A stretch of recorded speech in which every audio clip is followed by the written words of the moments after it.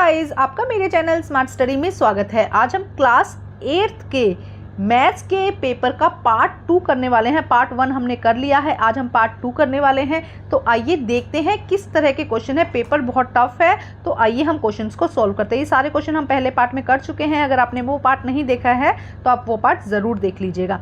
अब हम करते हैं यहाँ से क्वेश्चन नंबर, हमें 6 करना था। फर्स्ट का 6th पार्ट चल रहा है अभी। देखो क्या कहा गया है 6th पार्ट में। एक प्रकाश वर्ष वह दूरी है जो प्रकाश के एक पृथ्वी वर्ष में यात्रा करता है। अंतरिक्ष में वस्तुओं के लिए हमें दो आकाशीय पिंडों के बीच की दूरी का वर्णन करने के लिए प्रकाश वर्ष का उपयोग करते हैं। एक प्रकाश वर्ष लगभग 95000 किमी है। खगोलविद के एक तारे का अवलोकन कर रहे हैं जो पृथ्वी से 5 प्रकाश वर्ष दूर पर है। पृथ्वी से तारा कितने किलोमीटर दूर है? A light year is a distance light travel in 1 year earth year. For object in space we use light year to describe the distance between the two heavenly bodies. 1 light year is the approximately 955 kilometers. Astronauts are observing a star in 5 light years away from the earth. How far is the star from the earth is kilometer. हमें kilometre में जो प्रकाश वर्ष है, light year है, उसकी हमें दूरी निकालनी है। देखो क्या कहा गया है कि एक प्रकाश वर्ष की दूरी उन्होंने दी है, हमें क्या निकालनी है 5 की। तो इसको हमें क्या करना है 5 से मल्टीप्लाई करना है। सीधा सा क्वेश्चन है, तो बहुत ही आसान है। आइए इसको सॉल्व करते हैं। तो देखो इसको जब सॉल्व करेंगे तो वो 0 थी, उसकी जगह हम सीधा उसको पावर लगा देंगे। तो एक प्रकाश वर्ष या 1 लाइट ईयर की वैल्यू कितनी है? 9.5 इंटू 10 की पावर 11। जब 0 को काउंट करोगे तो 10 की पावर 11 होगा। और 5 की हमें निकालने, तो 9.5 को हम क्या करेंगे 5 से मल्टीप्लाई कर देंगे। तो कितना आएगा 47.5 10 की पावर 11। अब करते हैं हम नेक्स्ट क्वेश्चन। देखो क्या कहा गया है यहाँ पर। एक से शुरू होने वाली विषम संख्याओं के घटाव को दोहराने पर निम्नलिखित में से कौन सी पूर्ण संख्या वर्ग है? By repeating subtraction of odd number starting from 1 which of the following number is a perfect square. तो परफेक्ट स्क्वायर बताना है कि परफेक्ट स्क्वायर कौन सा है यहाँ पे। तो सी 324, 18 मल्टीप्लाई 18 जब आप करोगे तो वो परफेक्ट स्क्वायर हो जाएगा। तो 320 सी इसका यहाँ पर आंसर हो जाएगा। 324 यहाँ पे क्या है परफेक्ट स्क्वायर है। इसके और में एक क्वेश्चन दिया गया है, आपको अंडर रूट निकालनी है 13, वर्गमूल निकालना है 1369 का। अगर इसका निकालेंगे तो 37 आएगा। आपको दिखाते हैं किस तरह से। देखिए इस तरह से जब हम वर्गमूल निकालते हैं, अगर आपने नहीं देखा है तो वीडियो चेक कर लीजिए, वहां से आपको वीडियो पे इस तरह के वर्ग रूट वगैरह निकालना बहुत अच्छे और बहुत शॉर्ट तरीके में समझाया गया। आप वहां से देख सकते हैं। जब देखो 3 को पहले हमने पेयर बना लेते हैं, 13 का पेयर बना लिया, 69 का पेयर बना लिया, तो आंसर हमारा यहाँ पे क्या आ जाएगा 37 हमारा आंसर हो जाएगा। अब करते हैं नेक्स्ट क्वेश्चन। अब क्वेश्चन नंबर 8 देखो क्या है। निम्नलिखित में से कौन सी आकृति का गुण भुजाओं का केवल एक युग्म समांतर है को संतुष्ट करता है? Which of the following figures satisfied the property only 1 pair of side are parallel. एक साइड पैरेलल है। देखो इसमें क्या हो जाएगा, इसमें तो कोई भी साइड पैरेलल नहीं है। इसमें ये वाली साइड और ये वाली साइड पैरेलल है, इसमें भी ये वाली साइड पैरेलल है। लेकिन यहाँ पे देखो ये वाली साइड तो पैरेलल नहीं है, लेकिन ये वाली साइड दोनों क्या है पैरेलल है। पैरेलल मतलब कि समांतर है। तो डी आंसर यहाँ पे क्या हो जाएगा करेक्ट हो जाएगा। अब हम करते हैं इसका और वाला पार्ट, और इसका और वाला पार्ट के लिए मैं बाद में एक वीडियो बना दूंगी आपको, उसके लिए लास्ट में करवाऊंगी ये क्वेश्चन। लेकिन उससे पहले हम नेक्स्ट क्वेश्चन भी देख लेते हैं। देखो अब क्वेश्चन 2 स्टार्ट हो रहा है, जिसमें क्या कहा गया केस स्टडी है। क्रॉस कंट्री का एक रनिंग इवेंट है जिसमें धावकों ने पूर्ण निर्धारित दूरी पूरी की है। इसमें से विभिन्न गतिविधियां शामिल है जिसमें धावक विभिन्न वातावरणों को कवर करते हैं। 11 किलोमीटर की क्रॉस में कटिंग इवेंट है। तो कुछ नहीं है। देखो यहाँ पे एक क्वेश्चन दिया गया है, यहाँ पे इन्होंने ये गतिविधि दी गई है, यहाँ पर एक तरफ और एक तरफ दूरी किलोमीटर दी गई है अलग अलग। उसी से रिलेटेड सारे के सारे क्वेश्चन है। हिंदी और इंग्लिश में सेम है, आप हिंदी में समझ लीजिए, इंग्लिश में समझ लीजिए। बस हम इसको फटाफट करते हैं। तो आइए करते हैं इनको सोल्व।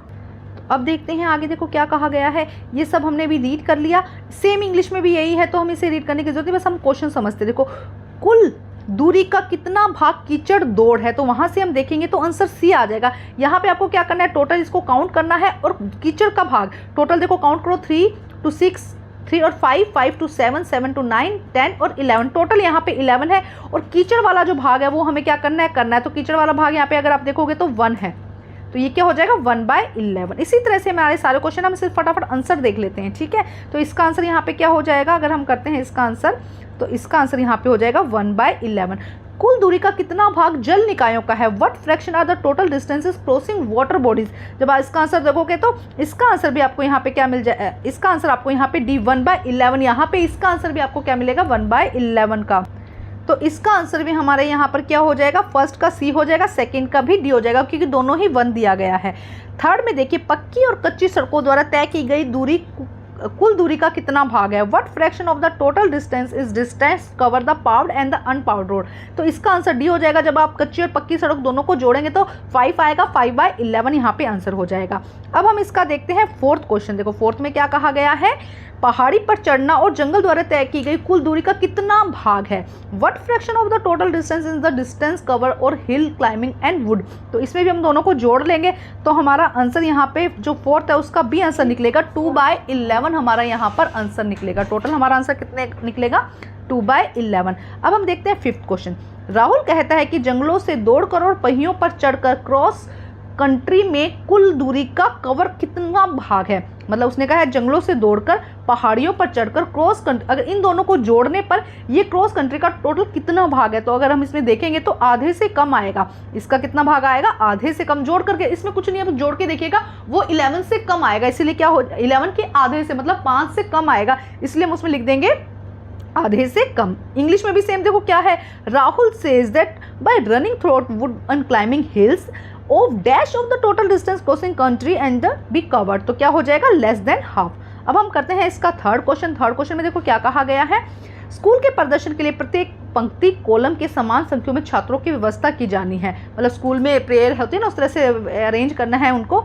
व्यवस्था में दर्शाए अनुसार 9 विद्यार्थियों को व्यवस्थित किया जा सकता है। For a school performance and equal number of student are to be arrange in row and column 9 student can be arrange in show on 1 arrangement. यहाँ पे 1 अरेंजमेंट दिया है, तो टोटल स्टूडेंट्स यहाँ पे कहे गए हैं। क्वेश्चन देखो फर्स्ट में क्या कहा गया है, एक सेकेंड हम देखते हैं यहाँ पे क्या कहा गया है। क्वेश्चन देखो ध्यान से, एक सेकेंड।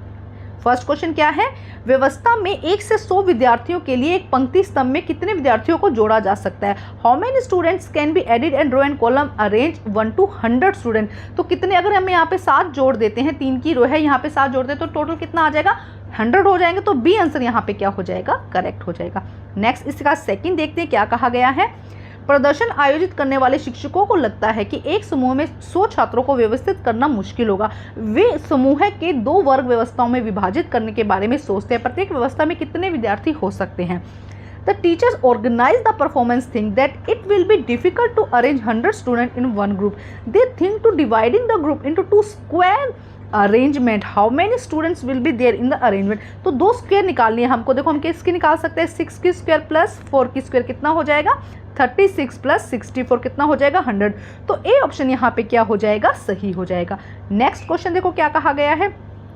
2 छात्र कार्यक्रम के दिन प्रदर्शन में अनुपस्थित थे।